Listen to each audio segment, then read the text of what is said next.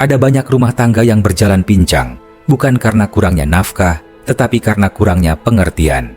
Di banyak kasus, suami bisa melakukan kesalahan berkali-kali, namun istri tetap memilih bertahan. Namun, ketika istri melakukan satu saja kekeliruan, tiba-tiba dia dianggap gagal sebagai pasangan. Perempuan seringkali memikul lebih banyak dari yang terlihat. Nafkah yang suami beri memang penting, tapi itu bukan satu-satunya hal yang membuat rumah tangga berjalan.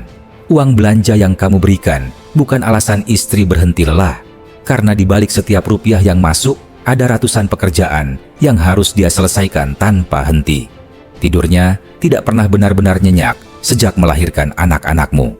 Setiap malam ada tangisan, ada kebutuhan kecil yang harus diurus, ada tugas rumah yang menunggu. Bukan berarti dia tidak ikhlas. Dia hanya tidak ingin dikecam ketika kondisinya memang tidak sekuat dulu. Saat dia sakit, ia tetap memikirkan anak, tetap berusaha berdiri, tetap memasak, tetap membersihkan rumah. Dan ketika dia meminta sedikit bantuan, "Tolong pegang anak sebentar ya." Jawaban sebagian suami masih saja, "Dia maunya sama kamu, bukan aku."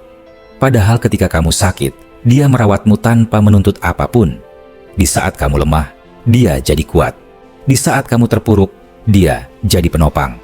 Istri bekerja 24 jam tanpa gaji. Tidak ada libur, tidak ada cuti, tidak ada waktu santai. Aneh rasanya, kalau suami masih berani mengungkit uang belanja kemana saja. Itu seperti menusuk hati perempuan yang sudah mengatur setiap kebutuhan sehemat mungkin demi bertahan. Banyak istri yang menanggung utang rumah tangga bukan untuk gaya hidup, tapi untuk alat rumah, kebutuhan dapur, biaya anak, bahkan hal-hal yang suami anggap remeh. Semua diatur diam-diam supaya rumah tetap berjalan. Perempuan tidak meminta dibayar untuk setiap lelahnya. Dia tidak menuntut perhiasan mahal atau liburan mewah. Yang dia ingin hanyalah dihargai, dihormati, didengarkan, dan tidak dibanding-bandingkan. Suami sering lupa, istri yang terlihat kuat itu sebenarnya rapuh. Dia terlihat tersenyum, tapi hatinya penuh beban. Dia terlihat sabar, tapi pikirannya penuh tekanan.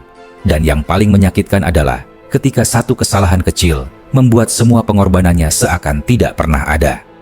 Seorang istri hanya ingin diperlakukan sebagai manusia, bukan robot yang harus selalu benar, bukan pesuruh yang harus selalu siap, bukan pelampiasan emosi suami yang sedang lelah. Hargai istrimu sebelum hatinya habis, karena ketika hati perempuan benar-benar patah, bukan hanya rumah yang retak, tapi jiwanya ikut hancur.